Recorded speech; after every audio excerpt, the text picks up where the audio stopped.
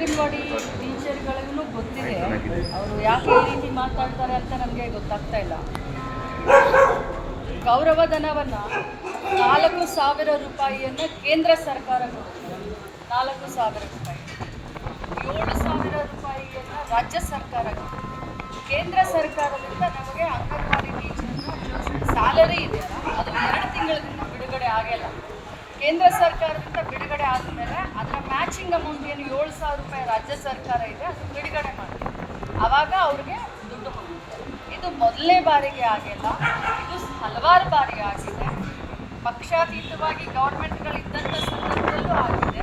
ಆದರೆ ಒಂದು ಮಾತನ್ನು ಹೇಳ್ತೀನಿ, ಭಾಳ ರೆಗ್ಯುಲರಿಟಿ ಮಾಡ್ತಾ ಇದ್ವಿ. ಕೇಂದ್ರದ ಸಚಿವ ದೇವಿಯವರ ಹತ್ರ ನಾನು ಮಾತಾಡಿದ್ದೀನಿ, ಅವ್ರಿಗೆ ಪತ್ರನೂ ಬರ್ತಿದ್ದೀನಿ, ಮೊನ್ನೆ ಟೆಲಿಫೋನ್ ಮುಖಾಂತರನೂ ಮಾತಾಡಿದ್ದೀನಿ. ಆದಷ್ಟು ಶೀಘ್ರದಲ್ಲಿ ಬರೀ 3 ಜಿಲ್ಲೆಯಲ್ಲಿ ಬಿಡುಗಡೆ ಆಗಿದೆ. ಅವು ಕೂಡ ಈ ಗಣೇಶ ಚತುರ್ಥಿ ಮುಂಚೆನೇ ಬಿಡುಗಡೆ ಮಾಡಬೇಕು ಅಂತ ಕ್ರಮ. ರೀಸನ್ ಇಲ್ಲ, ಕ್ವಾರ್ಟರ್ಲಿ ಬಿಡ್ತಾ ಇರ್ತಾರೆ. ಏನು ಪರ್ಪಸ್ಫುಲಿ ಅಂತ ನನಗೇನು ಅನಿಸೋದಿಲ್ಲ.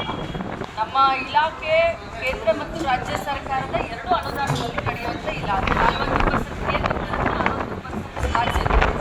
ಅಂದರೆ ಅಂಗನವಾಡಿ ಸಹಾಯಕರಿಗೆ 2 ಬಾರಿ ಗೌರವಧನವನ್ನು ಹೆಚ್ಚಳ ಮಾಡಿದಂಥವರು ಸಿದ್ದರಾಮಯ್ಯ ಸಾಹೇಬರು 2017ರಲ್ಲೂ ಮಾಡಿದ್ದಾರೆ, 2018ರಲ್ಲೂ ಮಾಡಿದ್ದಾರೆ.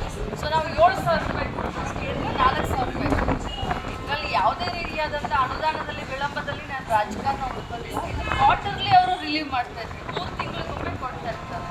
4 ತಿಂಗಳಿಗೊಮ್ಮೆ ಪೇಮೆಂಟ್ನ ರಿಲೀವ್ ಮಾಡ್ತಾರೆ. ಸೊ ಈ ಥರ ಆಗ್ತಾ ಇದೆ. ಬಟ್ ಇನ್ಮೇಲೆ ಆ ರೀತಿ ಆಗ್ದಾಗೆ ನಾನು ರಿಕ್ವೆಸ್ಟ್ ಮಾಡ್ತೀನಿ.